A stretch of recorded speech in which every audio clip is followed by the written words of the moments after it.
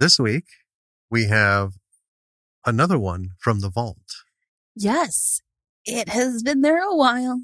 It has. And it's a rare one. It's special. Yes. And we talk about that. Mm-hmm. Why it's rare. Yes. And love this movie. I know you do. I think it's a very charming movie.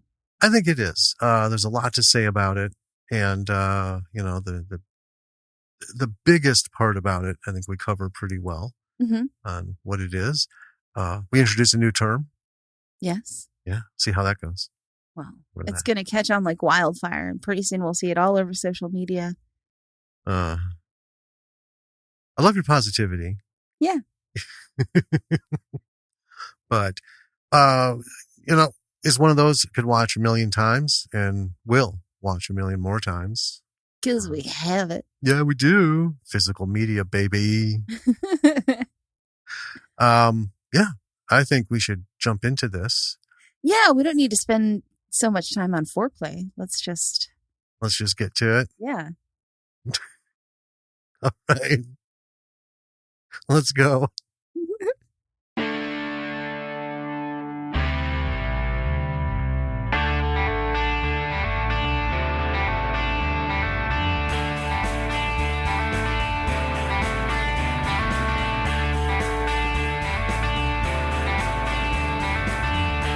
Welcome to Bravo for the B-Side. This is Danny, your hopeless romantic. And this is Jim. Just Jim? Yeah. Hopeless romantic, hey? Yeah. What? I don't know. I don't know. There's something about the term hopeless romantic. Hopeless. I don't know. Yeah. It's a thing. It is a thing. Anyway. Well. So. We got a movie today. We do. We have one every week. It's kind of a thing. Well, this one. Okay. Sometimes we have interviews. I just want to make that clear. I mean, we do watch movies on the weeks that we have interviews. Yeah. We watch movies all the time. That's kind of what we do. Yeah. Hey. Yeah. I have some disclaimers about this movie. Okay. Okay. First of all, you will not find this movie on any streaming service. None that we are aware of. And it was a long, hard look. Secondly, this movie is not currently in print. No. So we've picked a movie that you probably have no fucking chance of ever seeing. Unfortunately. But they're out there. I'm sure, like used DVD stores, you could surely, maybe somewhere, maybe it's at the last Blockbuster. Maybe. In Bend, Oregon. Yeah. We have a DVD of this film because it is a film that you really love and then I had not seen. And then for a birthday or something some time ago, I had this on my list and I went out and I went on the internet. I went out on the internet looking and finally found it for a somewhat embarrassing amount of money, honestly, and got it for you. You did. It was either a birthday or Father's Day. Something. Yeah. But I was astounded when you got it. Not an easy find. No. Because it's not in print, as I said. So, I mean, it's not like you can go and get it new anywhere. Right. Well, and I remember when we were talking about it one time, and so I started looking for it. So I'm like, let's just grab this. I think you're going to like this. And shit, couldn't find it. I think I found one that showed up on the search on eBay. Yeah. And they wanted like $100 and something bucks. I'm like, I guess you're not going to see this. I think I found it for like $60. I'm okay with that because I love this movie. Yeah. It's awesome. Let's see. Anything going on this week? Not really. That has gone on. Upcoming. Well, upcoming. Upcoming is a lot of disruption. Yes. So yeah, It's gonna be a tough week. Yeah, someone in the building has a little pest issue. Yep. So they're doing a prophylactic spray of every apartment. And fuck. We have to pull everything out of every kitchen cupboard. We have to pull everything out of every closet. We have an enormous amount of shit. Yeah. It's going to be 2 full days of just nightmare. Yeah.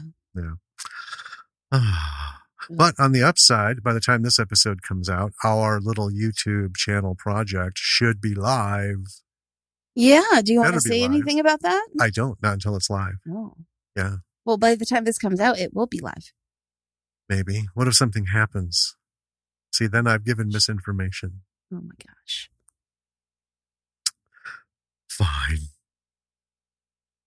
So, upcoming, we have a channel called Observations of Earth with B.F. McGillicuddy. And it's just, some short little 5-minute bits about what would a visitor to this planet think of some of the shit going on here. Yeah. So, yeah, we did 3 episodes. Well, you say we, but I've helped relatively minimally. This has been your baby. Well, you helped set up the green screen, help set up the lights. Yeah, I've helped mechanically. And that's you hit record, and then you hit stop, and then you hit record. Yeah. And you do everything else. Well, anyway, it's still us. You're still listed as executive producer. Aw. Thanks. So yeah, it's just little 5-minute bits about, like I said, things going on Earth. What would it be like for someone, intelligent life, to come fly by and be like, let's take a look at this. We'll see how it goes. So yeah, I got 3. You got to have those magic 3, otherwise you don't have a channel. So I just got those up today. And then this week, nothing will happen. It just won't. And then starting next week, though, weekly little episodes on random things. And that's pretty much it. It's fun. Yeah. Yeah. I think that's all I'm going to say about it. You've worked extremely hard on it. Yeah. I kind of have. Well, learning a few things and playing with things I haven't necessarily had to play with. Yeah. Other projects. So. Yeah. I think you're having fun with it. Oh, I am. And, more than anything, it's my bitch box. Yes. It's going to be some things that I myself have, as a resident of this planet, have walked around, looked at, and be like, It's like, what's getting Jim's goat this week? Yeah. Well, it's not always what's getting my goat. Like the next one coming up, I have a fun idea. Ooh. Well, because, there's a lot of things that go on this planet that if we look at it for like the first or even second time, it's like, well, so now I'm going to take that to the next level. And what would a visitor think of all this? So I think that's really all that's going on. We got some D&D going, which was awesome. Oh, thank you. Watching the clock tick down on lockdown because it's coming. It's coming. It will happen. Rest assured, it's still spiraling, but what do? You just roll with it. Yeah. Well, look, this is a B-movie dissection and lessons learned podcast. Yeah, it is. So why don't you tell us a little bit about the movie that we're watching this week? This week, we are talking about The Tall Guy. The Tall Guy? Yes. It's from 1989, last of the 80s films. I was 2. Yep. Directed by Mel Smith, written by Richard Curtis, starring Jeff Goldblum, Rowan Atkinson, Emma Thompson, Geraldine James. And more. And considerably more. But let's let's just be 100% honest. Jeff Goldblum sold. Oh yeah, absolutely. You know? I mean, he just has to be listed, and I'm like, yeah. Yeah. I'll And watch that was the thing for me. You know, like, what is this? Jeff Goldblum. I'm going to go see it. And I did. Still love it. Rated R. Mm-hmm. The log line for this monster is a nasty comedian's assistant has allergy-induced sneezes, giving problems at work, etc. He accepts weekly injections after seeing the cute nurse. After a dozen injections, he finally asks her out. There's a little more to it than that. It's not a great log line, but it's a good movie. It is. So a couple things about this before we begin. Yes. Number one, this is a UK film. All right. Number two, the reason they got Jeff Goldblum is because at that time in the US, it was the actors' strike. Yeah. So he had a full calendar open. So they got him to do it. All the better. We do mention as we go through this, we might as well just start with it because it comes up like a couple times. Hold on.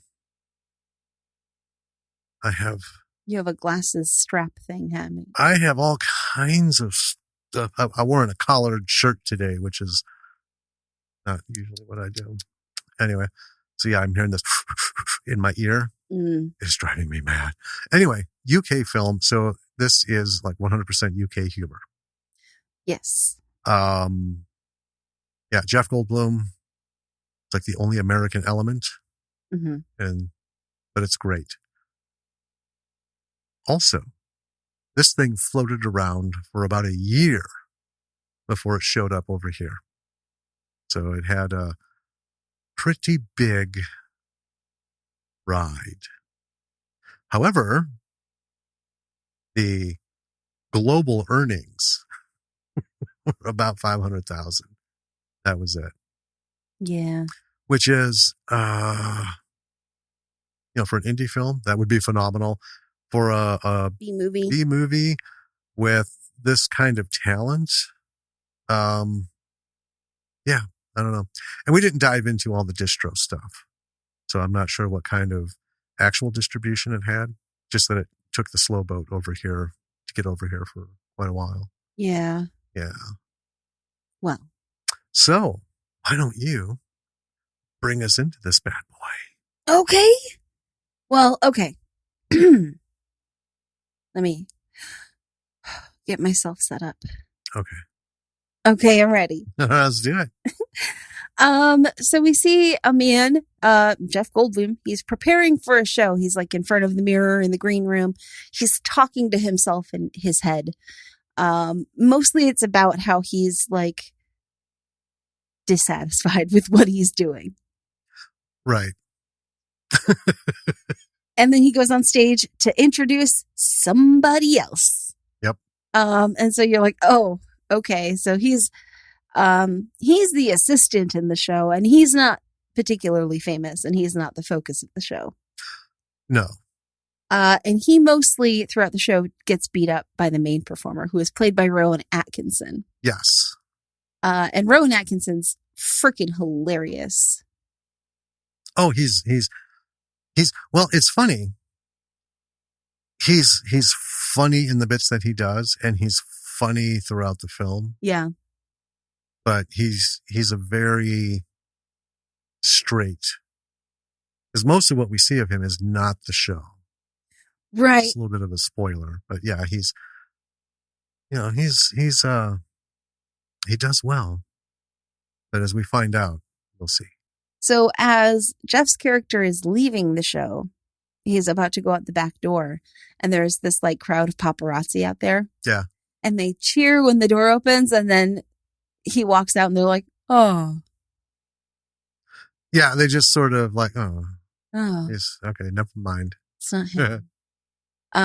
And he has a bike parked in front of the theater, and that's his ride.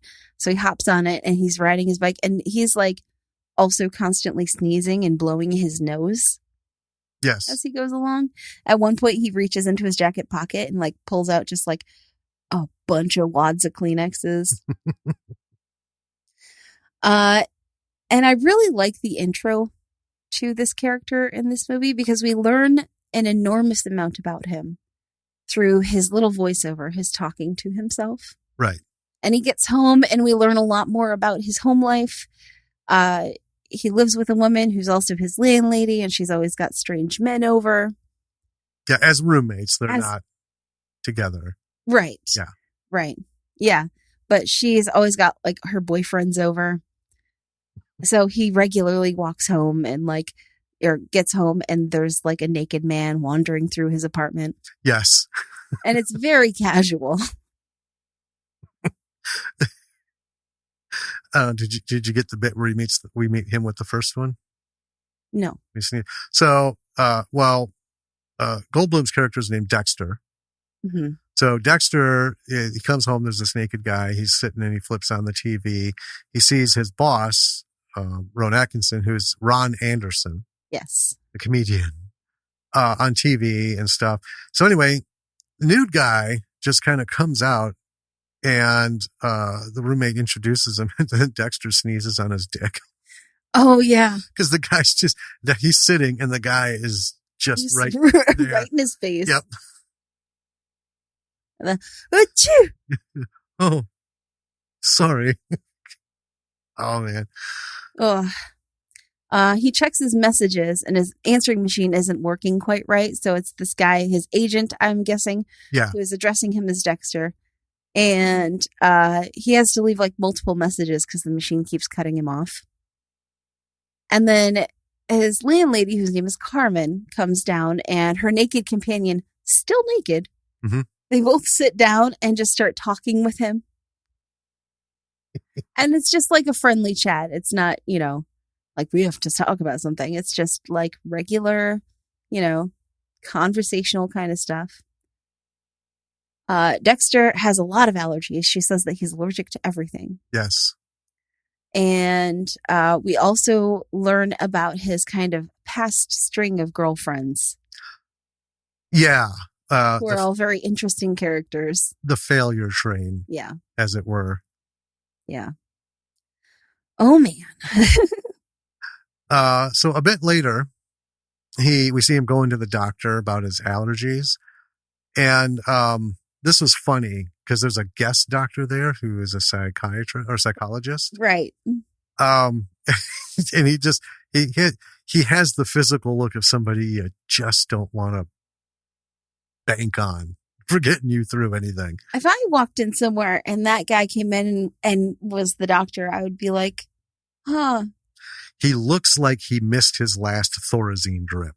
Yeah, I would just go AMA and walk out. But when the doctor's talking about what she can do, she mentions injections. And he starts to kind of freak, and he hates needles. Doesn't like them. Right. And then, of course, the psychologist says, "Oh, I'd love to talk to you about this needle phobia." And I love Dexter's very point blank. It's not a phobia. I just fucking hate them. So he gets pills for his prescription for allergy stuff. And this is when he's walking out. He spots a nurse pushing an older fellow in a wheelchair. And she's making train noises. Making train sounds. And just kind of back and forth in the hall, around side to side in the hallway. Having fun. Yeah. And then, like any good 80s film, the music cues in. And with his look and that music, we can tell this is the one. Yeah. He's smitten. So he goes back in the doctor's office to get injections instead so he can see the nurse. Right. Well, because as she's coming down, she kind of pokes her head in the door that he just came out of, and he learns that she would have been the one to give him the shots. Right. And then he's like, I think I want the shots. Yeah. So at home, he tells his roommate that he's fallen in love, and her name's Carmen. We did that. Mm-hmm. The next day, he rides his bike back to the hospital. Inside, the nurse is ready to give him the shot. And, he's pretty brave when it happens. And when it's done, she leaves. And at home, he details his failed attempt at asking her out to Carmen. Like, and she's gone. Like, the next week, it's another shot. He doesn't do as well. She ends up leaving before he could say anything again. And then we get to another week. And then he tries to use Ron Anderson's name as a name drop. Do you know who Ron Anderson is? She's like, no. So, and then I love this. We get in his head this little imaginary scene. There's surgeons on a body, and they're working like, oh my God, oh my God, oh my God. No, no, no. And one guy's like, this man has no spine. Yeah. And then they kind of chorus in, he's spineless. So there's Dexter for you. Now, I got to say this. Dexter has the best pajamas. Oh. They are Superman pajamas. A onesie. I love those pajamas. Oh, I think those are the greatest fucking thing ever. So we see him in those. One morning he's talking to Carmen. He's decided to lie to say he's going to Morocco because he knows there's all kinds of shots involved. Well, because he's out of the allergy. Out of the allergy shots, yeah. So now it's like there's 12 shots. So he's got all these chances to make this happen. Okay, cool. So he gets to the hospital and the nurse says they can do all the shots at once. Yeah. There's like a polio thing. It's a little, squirt in the mouth, and then there's one pill for one thing, and the rest are all like this big cocktail. So he doesn't know what to do. He finally asks her name. Her name is Kate. And just as he's about to have a spine, she gets called off to an emergency. Yeah. And then the psychologist comes in to take her place to do the shots. And Jesus Christ, the face. The psychologist he's like, oh, we're going to do this one without looking. He looks away and just pokes him. And Dexter's just like, the whole scene is very British. Oh, yeah. In its humor, which, we just love. Yeah. I mean, it's tough to kind of capture the nature and the hilarity of these scenes in notes. Oh yeah. We've mentioned it a couple times. We've done comedies and it's just like, you can't hit the notes sitting here talking about it. Yeah. But yeah, it was awesome. So, I mean, on his show, it's affecting him at work too. Ron is threatening to fire Dexter if he can't sort out whatever it is that's bothering him. Yeah. So then we see that Dexter has kind of like given up and he's on a date with one of his previous girlfriends and he is not very about it. No. And she's obnoxious. Well, she is. And you can tell this is one of those, I just don't know what to do. Mm-hmm. There's nothing happening. I blew it with this woman, the nurse. It's like that. I can't, there's no reason to go back now. So shit. So, a lot of movies are based on this. You go through your old address book of failures. And he picked this one and is she a joy? She's a gem. Yeah. So he escapes into the bathroom to take a minute for himself, like hitting his head on the wall. And it's this very cute little scene. He finally puts himself together, buys a condom out of the bathroom machine. Yeah. And then on his way out, who does he run into but Kate, the nurse? Yep. All alone. And she's headed, to the bathroom. So he frantically tries to get the girl like that he's on the date with to leave before Kate comes back out, but is unsuccessful in that because she does come back out. Yep. And she remembers him, which is interesting. Yes. She always kind of acted like this is, just all business, Well, it's just another day on the job. Yeah. Yeah. And talking with him for a moment, she brings up Morocco because that was what he was supposedly getting the shots for. Yes. And he is like mortified that she's seen him out on a date. So they leave and he's walking with the girl and she's just like, this girl is just spilling her heart out to him. Yeah. In a way that makes you go, Oh. Dexter, what are you doing, man? Yeah. And he just abandons her. He just literally like turns and runs away and goes straight to the hospital looking for Kate. Now, I put in my notes. Mm-hmm. So he finds Kate, but I wrote, never mind, she got there magically fast. Right? Yeah. It's one of those little things. She was just sitting down to eat. They were leaving. They're walking in the park. Somewhere in that, when he just like stops, turns around, and leaves this woman in the park, like mid-sentence, and starts sprinting back. Right. Kate has not only ate dinner, but managed to get to the hospital, change into her uniform, and hit the floor and become heavily engrossed in work. Yeah. But shh. Yeah. We don't talk about such things. So he finds her, asks her out. She agrees, and then she calls him out on Morocco. Mm-hmm. Couple things here that I liked. One, she's a no bullshit kind of person. She's is very no nonsense. Yeah, absolutely. Just completely direct. Yeah. You know, and she's extremely observant, but here again, she remembered him about Morocco, and she knew it was bullshit the whole time. Oh, yeah. And just let him ride with it. So you get the sense that she's got an eye to him. Oh, yeah. This is good. Maybe Dexter won't, add another page in his book of failures. So this changes him dramatically in terms of his attitude. Oh, yeah. He's been like his voiceovers and stuff. He's been very kind of humdrum, like this is my life. And, and you can imagine Jeff Goldblum, the way he does this stuff with his voice, But the next night, Dexter changes up the show. Yeah. Stealing a scene from Ron. Now, afterwards, Ron gives him a huge bucket of shit. And it's funny because, Dexter's in the shower in his little dressing room.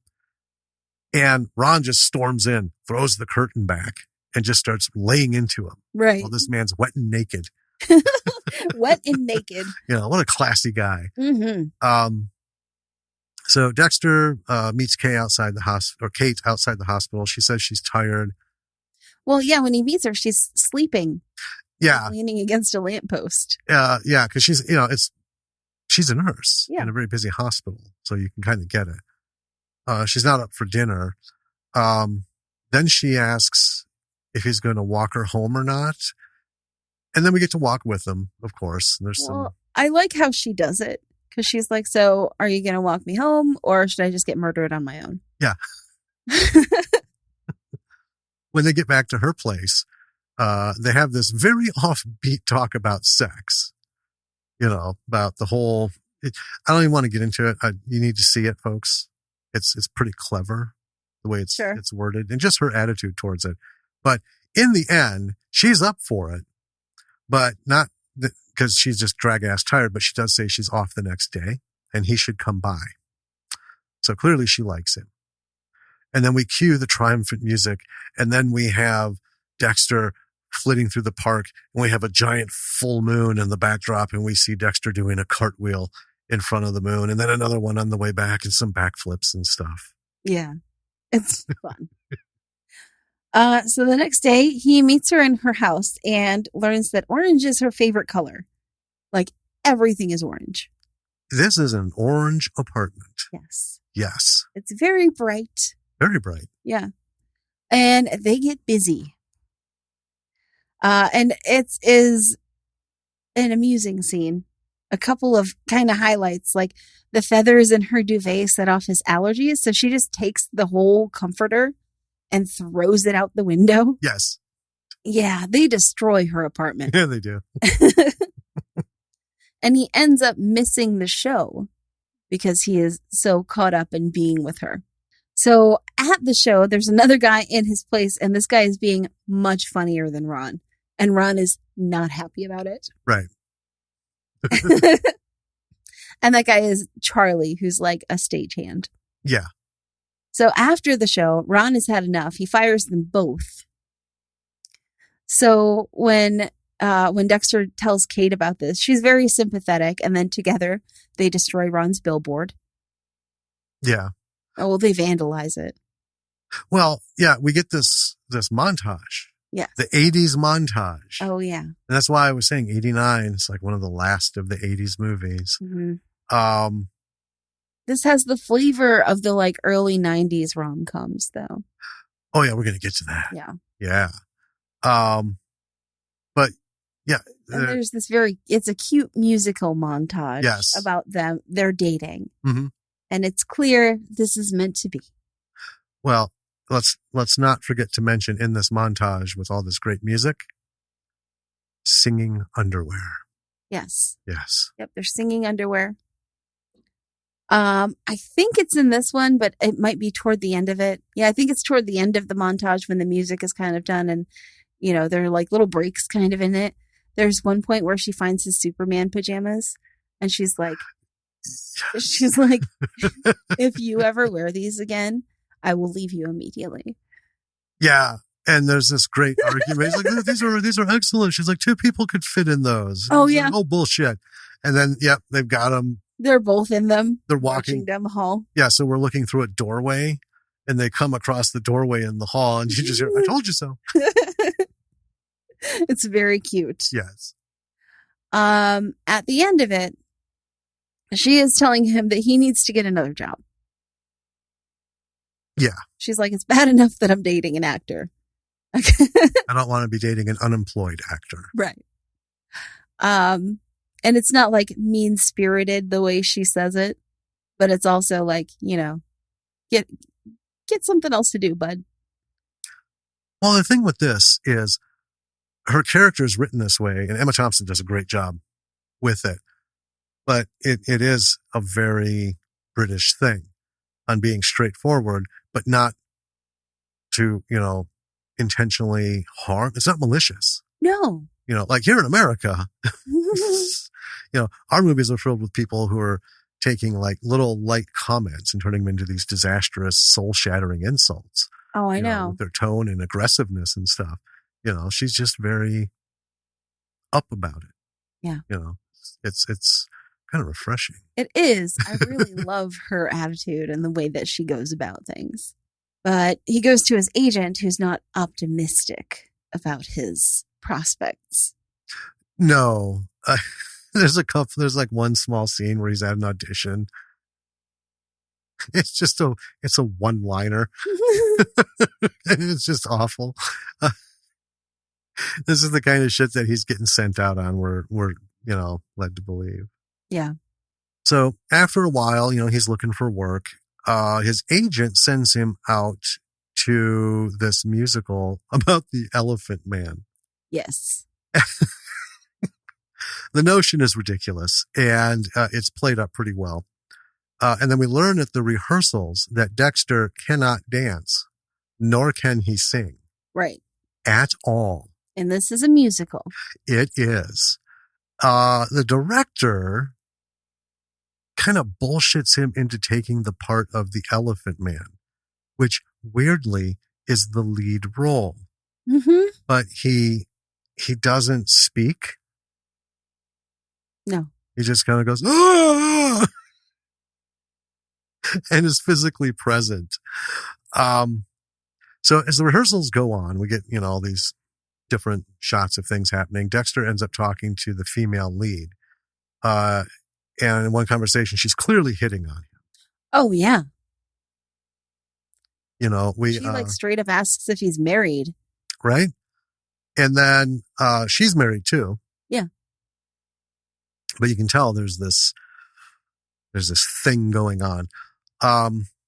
We eventually get to one of the final rehearsals, and we get treated to the closing lyrics of "Somewhere in Heaven is an Angel with Big Ears." Yeah. As they're singing about the death of the Elephant Man. Yeah. So they have, because it's like a wrap for rehearsals, you know, before they go live. Yeah. They have a party, the celebration. Everyone's drinking, and then Dexter, of course, ends up talking to the female lead. She tells him she's falling in love with him. She doesn't care that he has a girlfriend. She has a husband. And then she kisses him. And then we end up with them in the prop room, and doesn't take much to figure out what goes from there. Yeah. So that night he gets into bed with Kate, and he seems shell-shocked. I guess that's one way to put it. What did you say? Let's see. What did I say? Oh, I didn't even get into that part. Oh. I just jumped to opening night. Oh, sure. So yeah, the show goes on to opening night, and Kate, this is so cute. She has hitched a ride to the show in an ambulance. Yes. To get there on time from work. And she's very nearly late. She makes it. She's just in time to get seated. Yep. Ends up sitting in the balcony with Carmen. And Carmen's random man. Yeah. Not nude dude. He's nude, dressed because they're at the, Not currently nude dude. Pretty soon, though. Did you write anything about the show? So I wrote that during the show, Kate makes a lot of confused faces. Yeah, she is bewildered. And she has some pretty visceral reactions. And I just wrote, it's some kind of show. Yeah, it's ridiculous. The only thing I noted about it was that the point where the Elephant Man is revealed, when Dexter's hood is pulled up, the makeup looks like a low-budget middle school theater job. Yes. It's ridiculous. And when it happens, she about loses her shit. Yeah. She tries so hard not to burst into laughter. I know. My favorite part, though, is his little teeny tiny elephant trunk of a nose. Yes, they actually gave him an elephant trunk for fucking nose. Oh my God. Oh. Let's just move past how absolutely disrespectful it is to John Merrick. Right? The actual Elephant Man in real life, folks. But, this is also a spin on how ridiculous theater can be. That's true. So, there it is. So, but no, I didn't write anything else about the show because listeners need to watch it and experience it for themselves. Yeah. So there's an after party for the show, and a lot of fun things are happening at this after party. The director is moving on to a Shakespeare production. Yeah, he's going to do Richard III, and his title song is going to be "I Have a Hunch." Oh, yeah. I'm gonna be king. Yeah.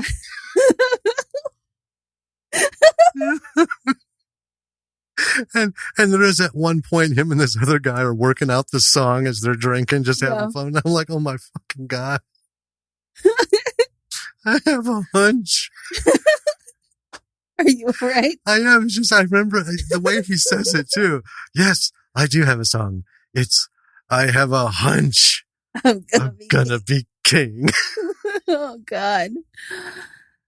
So at the after party, Dexter's old boss, Ron, shows up late, and he hits on Kate throughout the party, talking about how he knows the Prince Charles and Lady Di. Yeah. And Dexter is kind of just like wheeling around this party. Yeah, he's pouring drinks and stuff, and coming back to Kate, and then that's what they do. Yeah. Everyone's got to like make rounds, kind of thing. So they get home. Kate tells him that he was very good. He unloads this gift bag full of elephants and one pig, and Kate starts packing a case. Yep. He's like, "What are you doing?" Mm-hmm. She says, "Well, I'm leaving." Yeah. She figured out that he had sex with the woman late. And she explains it to him. Yeah, she's put it together from very small clues. Well, when he poured her a drink, there was no talking. Right. And she didn't look at him. And she didn't say thank you. Yeah. She didn't say thank you. She just sort of, and then, yeah. But then she also pointed out, and we get some cut scenes back on how, like, when he mentions her name, he pauses, like he's accidentally going to let something out of the bag. Mm-hmm. And then, so he has to reroute. And then she tells him that the pig was from her. Mm-hmm. Well. And she leaves. She leaves. And he realizes that he is fucked up massively. He has. But the show goes on. Yeah. Right? This fucking Elephant Man musical is playing and playing and playing. We get sad Dexter. Yeah, we spend some time with Dexter and his sadness. And I love this because it's the classic movie trope where everything reminds or is related to his misery. Everything on the TV and the radio is about infidelity. I'm all alone. Right. She walked out on me. I blew it. I crushed my love's heart kind of shit. Yes. Every fucking where he goes. Mm-hmm. And then to cap it all off, he's getting ready for a show.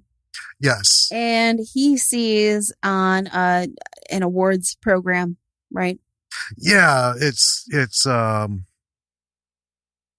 I don't think it's their actual theater awards. No, but some kind of theater awards. A name they gave it for a theater awards. Right. Yeah. He sees that Ron is there with Kate. Mm-hmm. Kate's his date. And he literally abandons the show to find Kate, even though it was filmed like the day before the awards program. Right. Right. He went, when he understood, because he's like, boo, boo, boo, no, no, no. And then someone mentions this was last night. Mm-hmm. So it's being retelevised. But he abandons the show to find Kate while in full makeup as the Elephant Man. Yep. And on his way out, he grabs Charlie. Yeah. And sticks him in the chair. Yes. And he's like, just, they'll never know the difference. Even though Charlie's like a full 2.5 feet shorter than him. Yes. So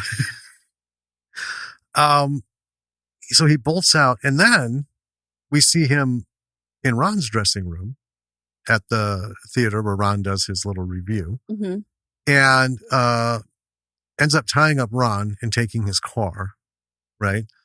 And finds out from Ron that they didn't have sex. Right. She just like shut him down. Yeah. And then we have this very 80s manic drive through town. We end up with a police chase. And I just wrapped it up that it all ends up with him getting to Kate, and then things are patched up with some groveling and begging.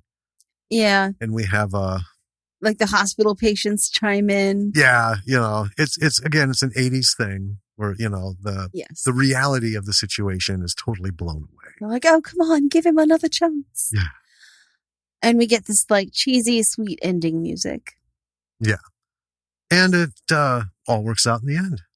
Yeah. Yeah. Dexter was forgiven and they move on. Mm-hmm. The end. The end. Close that book. Close that book. Yeah. Bam.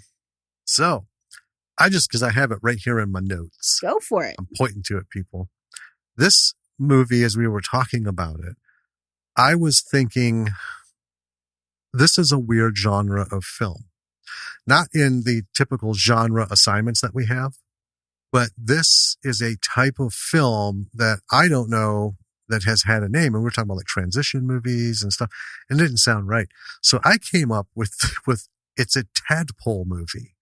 Yes. And when we came in from break, I typed that at the bottom of my notes so I wouldn't forget. And I wanted to call this a tadpole movie because it was the end of the 80s. Really, after this, all that weird montage and the music and all that shit vanished from filmmaking. Right, because it was... Well, we were coming into the 90s. We were getting into slightly more sophisticated romantic comedies and things that were a little more socially relevant.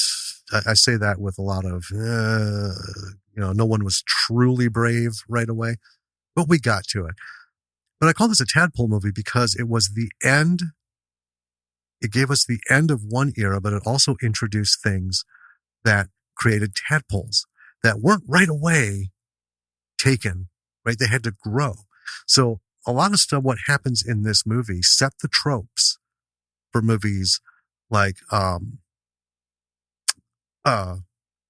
seriously, just had them in my head.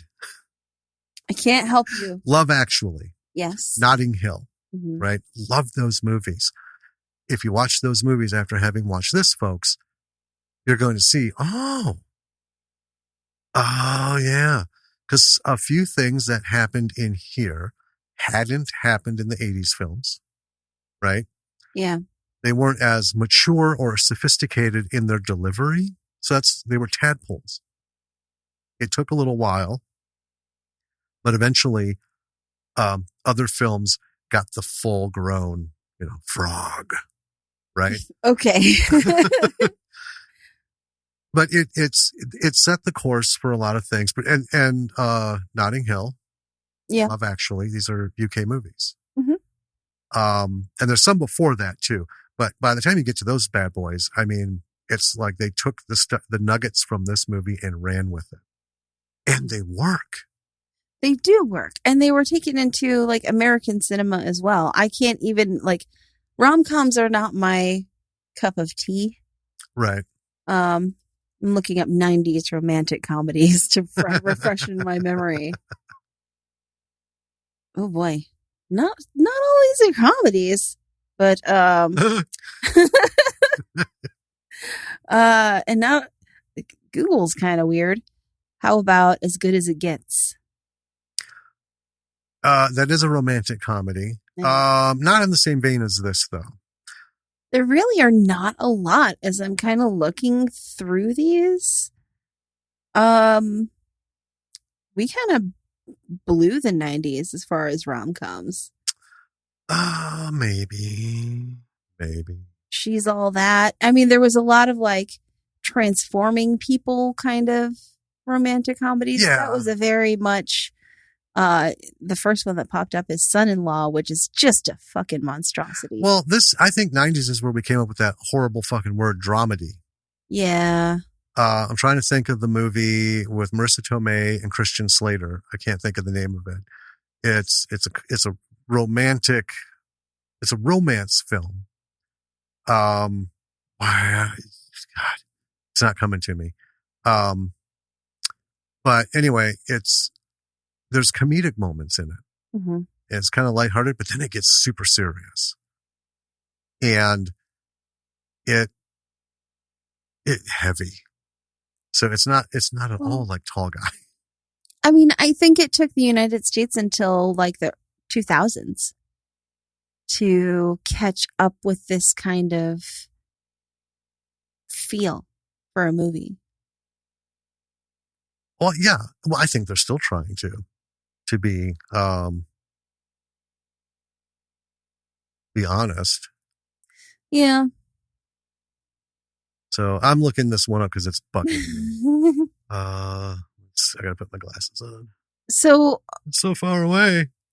One of the things that I really love about this movie is I think it's a really good lesson. The very beginning of the movie where we get to know him, it's a little cheesy and a little exposition-y, but we learn everything that we need to know about Dexter in under 2 minutes. Untamed Heart. Oh, okay. What are your thoughts on that? On what? What I literally just said. The introduction? Yeah. I liked it. I like the voiceover. I like, this is an instance where it works. Yeah. Because it's a tale, right? We're being told a tale. And it's like old movies, fantasy movies where, 1,000 years ago, children, this mummy woke up and stormed through the town. We fade to the meat of the movie. Yeah. Right. Where we see the characters and the things happening. I like that kind of stuff. I think when it's done correctly, it works well. So this same kind of thing, I like that we're getting a representation of him. It almost makes it feel more honest because he's telling us this story Mm-hmm. And we're seeing him at his worst. Well, yeah, it was Right? like I said earlier, it was we learn everything that we could possibly need to know about him in like 2 minutes. Right. But through the whole movie, you know, you remember that he's telling this story. Right. And I think I like that connection because someone telling a story most certainly would be prone to omit those less than dazzling moments of their behavior or whatever. Right. Right. You know, it was just kind of cool thinking, you know, he's retelling this and boy, you know, he was a bit of a dick and he is kind of a weird dude. He really is a little out there and, you know, right. Making some bad choices. So yeah, I really liked it because it just set the tone and boom. Yeah. You know, I enjoyed it. Naturally. The motion. Very British filmmaking. Yeah, it's a lot of stationary camera pan shots. Yes. And everything is constantly on the move. Right. The moments like where he's sitting on the bench talking to Charlie and then the blind guy shows up. That is like the longest stillness in the entire film. Right? There's always something going on. When he's moping at home, we have new dudes running around, right? Yeah. Or he goes in to have a talk with Carmen. We get like 10 seconds of him saying a line or two and her replying, and then a guy's fucking head pops up from under the covers, or two sets of feet pop up from the other side of the covers. You know, there's always shit going on. It is never focused on two characters for dramatic impact. And then, you know, the rest of the world is put out. Right. Yeah. You know, I like that. I like it too. You know, it like everything else, it has to fit. Yeah. I think it fits in this story very much. Yeah. Let's talk about including colorful secondary and tertiary characters into your film. Yes.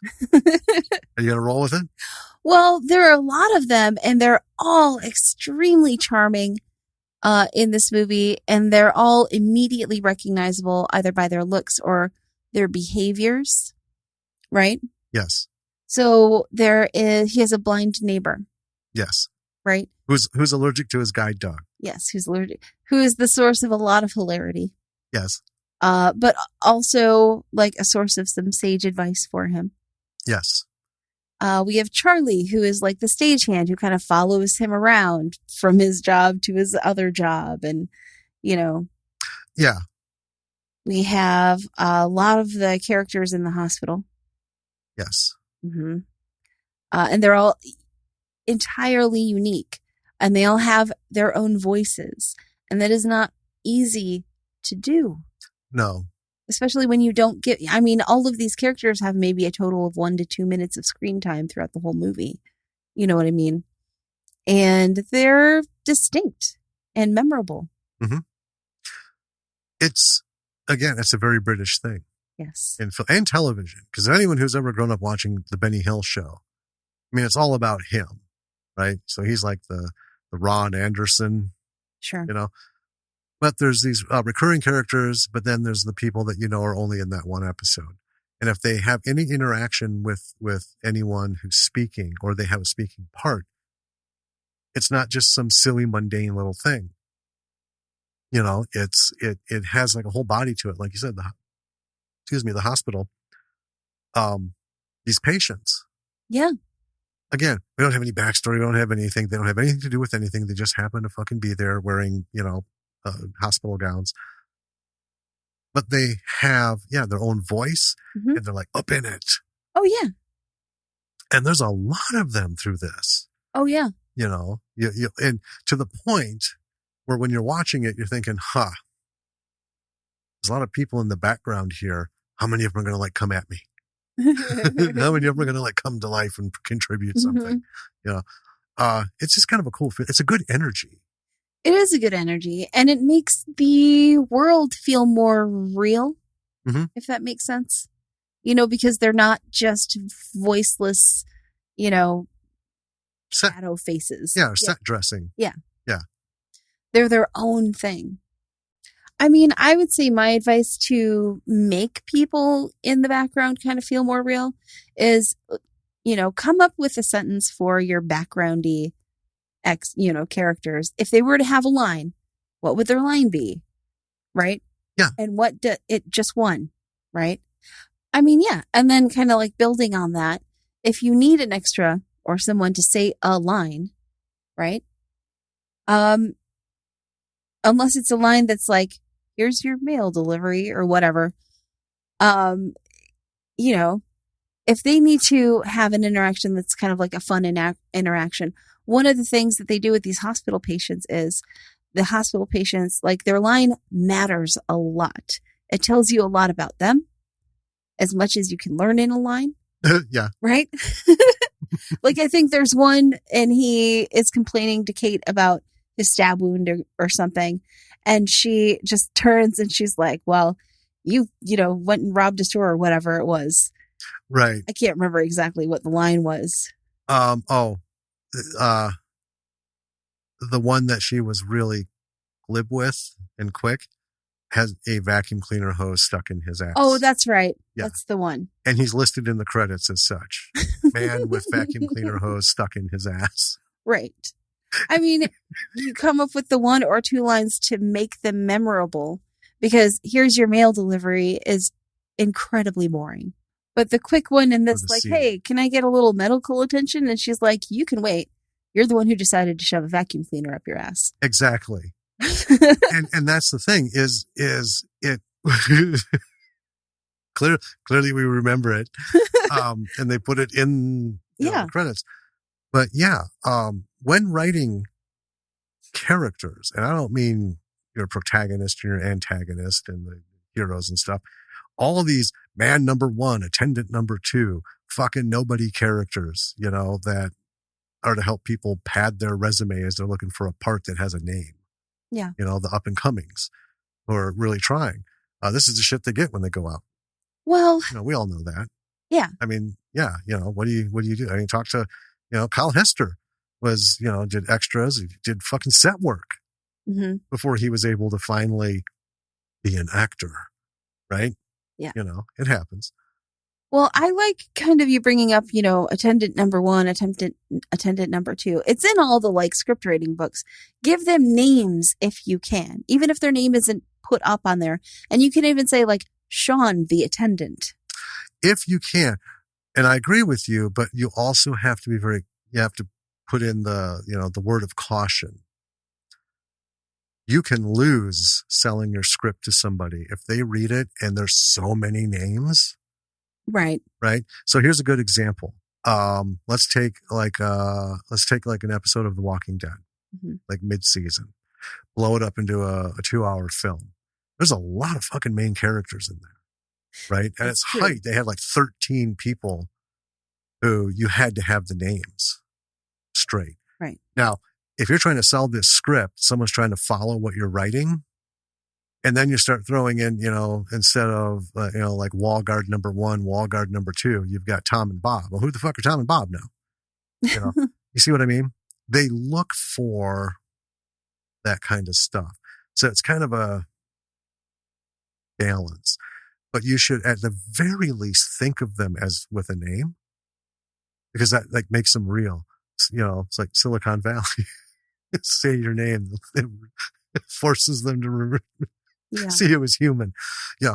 So, because we've done it, man 1, man 2. Yeah. Because it's like, this is such a nothing thing and we have so many other things going on. But I mean, I think an easy way to do it is to say, so it's a waiter, right? The waiter, you could say, I'm sorry, you could say, Claire the waitress. I was just going to say, yeah, Claire the waitress, John the waiter. Yeah. You can, we have in our zombie sequel, we have a magnificent name. Alms. We'll just leave it at that. That's an abbreviation we gave him. Yeah. And we named all the zombies ridiculous names. Yes. Because we thought, and well, even in the first one, our dream team has, Yeah, they have names. Yeah. We named our zombies, man. Yeah. And it's not Fred, Gina, Tom, and Florence. No. They have descriptive names. Yes, they do. And fun ones. Mm-hmm. As a writer, folks, when you're writing, fucking do however you want. Yeah. That's, I think, kind of the thing. So, yeah, it's Claire the waitress. John the gas attendant. If you want to kind of like have a little fun, you can do, Kevin, the convenience store clerk. Sure. Maybe Kevin Smith will see your movie one day, sit through the credits and go, I wonder if that's me. Call you up. You can tell him, goddamn right. Yeah. Yeah. But anyway, it's all about, having fun. Yeah. This movie was fun. I would love to sit with one of these writers when they're coming up with something like this, just to see the fun they have. Right. Doing it. Because I think that's something we forget. I think it is too. This is supposed to be fun. Yeah. Whether or not you live and breathe with it as a business, as your sole source of income, or your one day you want to have income, you need to remember this is supposed to be fun. Because the second it's not is that the next second you need to go. Yeah. It's hard. It can be frustrating, it can be angering, but under there always is that underlying thing of I do this because it's fun. I do this because it's fun. Right, because I love it. And this is part of the process and it'll pass. There is, for people who watch the show Ted Lasso. Yeah. There is an episode where the captain of the soccer team is having a rough time. And so the coach takes him to go visit the former captain. And the former captain takes him to his old playing field and basically just like shoves him out there with this kind of like rough and tumble, But just a bunch of like neighborhood kids. Right. Neighborhood kids. Yeah. Older neighborhood kids. Clearly, yeah. But yeah. And he's like getting tackled and stuff. And so he goes up to the older captain and he's like, I'm going to get hurt. Why did you put me out here? Mm-hmm. And the captain's like, so that you can remember that you used to do this for fun. It's a game. Have fun. Yeah. We got to remember it was Roy Kent. So It's more like, it's a fucking game. Have fun. Have fun. You used to come out here every day after school or, during the daytime and now this and play. And you used to get your ass kicked and you get back up and play and you'd be back here the next fucking day. And then one day you got picked to play on a professional team. What changed? Right. When did you stop having fun? Yeah. Yeah. And then that, of course. Yeah, that's his aha moment. And, some people, when they see that movies, they're like, yeah. I saw that coming. Yeah, but you know how true it is? You can call it true. I have to remind myself about things that I think are fun, when they get to the point where they feel like work. Well, that's the thing, is it's not a hobby. A hobby is only ever supposed to be fun. Yeah. If a hobby ever feels like work, people abandon it completely. What we're doing is work. Yeah. I mean, it's not just writing. We could sit here and write 10,000 scripts, but we're also engaged in the part of trying to get those out to people, meeting people. It is a soul-sucking, life-draining business. But at the end of the day, still have fun. Yeah. Even with the disappointments and with, successes, it's even better. But either one, we still have fun because this is what we were meant to do.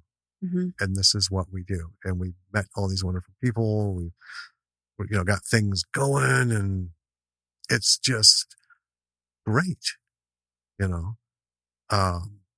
it's a lot of disappointment and no's and stuff, but that's part of the fun. You have to buy into that. Yes. You do. Painting figures.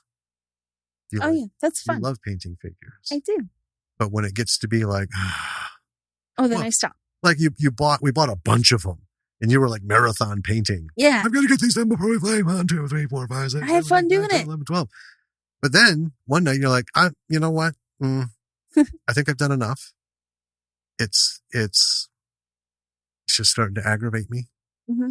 because there's like a sameness, and I don't want to have to think about how to do this one different, and just I'm done. Doesn't mean you quit, clearly, Right. but you Means put I'm not doing it right now. Yeah, you put it away. Mhm. You know, now if that were this though, that were a pursuit, Yeah. you don't do that. Right. You find the fun in the challenge. You know, Like our current project, that is a challenge. a little bit. Yeah. But we'll get there. We are. We'll get there. We will. We have never once picked anything easy. I know. You know, we see these people, I love it. We see these success stories of people who are like, oh, I wrote this script and, you know, so I had to do some research. And then next door to me lived the guy who did the actual thing with his cousin. And his cousin was the guy who was the friend of the brother. So I got him to call me. And then like over a weekend, I got all this stuff and bam, got a script. We watched those and we're like, you know, hey, that's awesome, man. That's like, you know, the fucking lottery win, right? Meanwhile, we pick projects where it's like everyone's been dead for 1,000 years. I know. You know, and they came from a different planet and, you know, they speak a different language and it wasn't written. So they, you know, how do you figure it out? Well, we have to try and meditate and oh my God, it's just all this ridiculous, long-winded. Mm-hmm. But well, we do I mean, we're putting in records requests and we're essentially getting told, well, you can come over here and look through, and, you know, they mean, by come over here, they mean to England. So, right. So yeah, we put in a records request, in England. The records that we requested are so old, it's out of the purview of the London police. Yeah. And Scotland Yard and the whole thing. So we need to petition a minister, one of the MPs, mm-hmm. for sponsorship for a formal request to the federal government for these records, which may or may not exist. Right? So we both decided, well, that train stops here. We will no longer be embarking on that particular journey because it's a whole to do. We'll find other avenues to research. We have avenues. Here's the thing. We are like 70%. We have what we need. Mm-hmm. It's that last 30% though that can make or break a story. Yeah, kind of like right? when you're, you know, loading a program onto your computer. Yeah. Well, okay, so goes swimmingly up until the end there. I've read enough books about various, things that went on in World War II because that was just a huge fascination with me, right? Mm-hmm. We could do a World War II script based on what I know. However, there will be some inconsistencies, some slight inaccuracies, date issues, terminology issues, right? Yeah. You know, and we would never do that because that's my biggest bitch. Listeners, you know this. Newcomers, get used to it. My biggest bitch is know what you're writing about. Yeah. If you don't know, take the time to research it because that's the quickest call out to a viewer. And I've always used for it because, I'm a priest. So anytime someone does anything with religion, I can immediately call out, oh, crap, they didn't even bother with that one, but we want to give credit to the story by being as accurate as we can.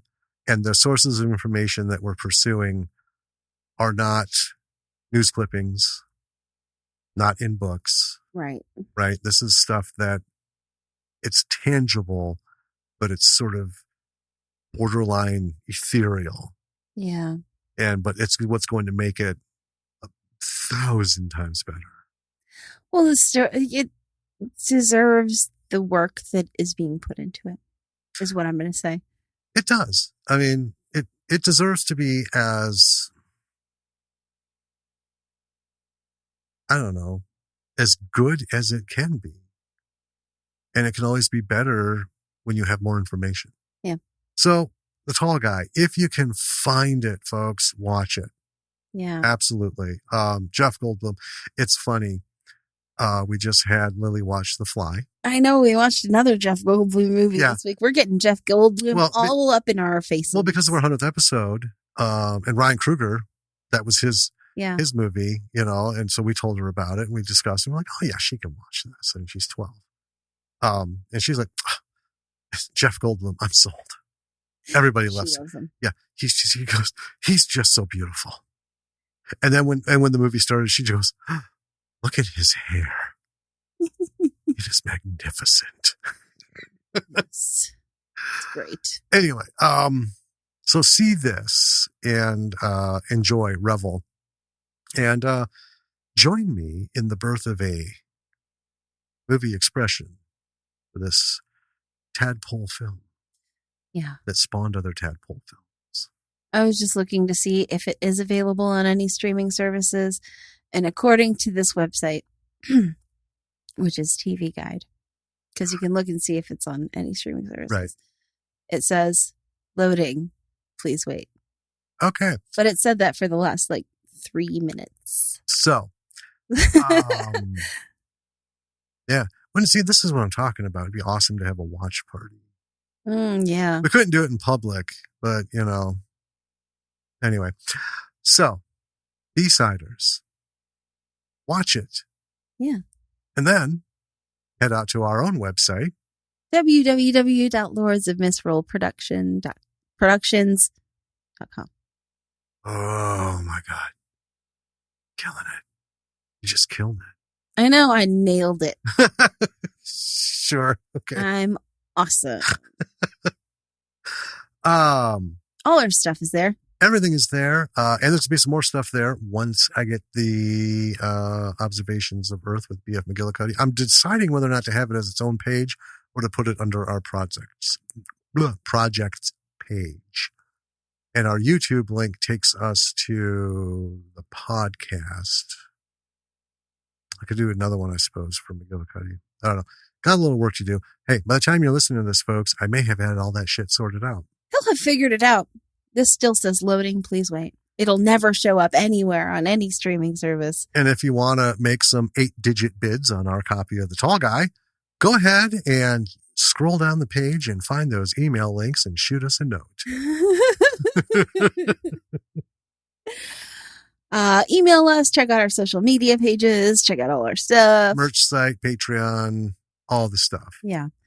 Check out the people we follow on social media because they're cool and you should follow them too. Yep.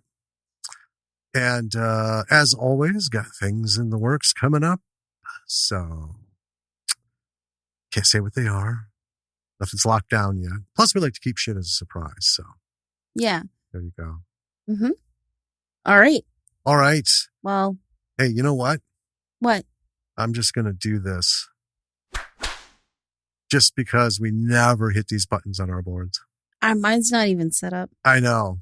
Breaks my heart. That's all right. I set it up when I plan to use sound clips, which isn't often. But anyway. Well, this is supposed to be inspirational. B-Siders. Until next week. Keep creating. Keep a mask on. Keep a mask on. Get your shots. Yeah. Don't take ivermectin. You're not an equine being. Yeah. You ain't no horse. Just do it the people way. Yeah. All right. Anyway. You were saying? Oh, until next time is what I was saying. Yeah. This is Danny, a hopeless romantic. And this is Jim. Arguably the more romantic one in our relationship. I'm not going to comment because this will be out there forever. I love you. I love you. And B-Siders, I love you too. Reach out to us. Let's do this more and more and more, folks. Catch you next week. All right.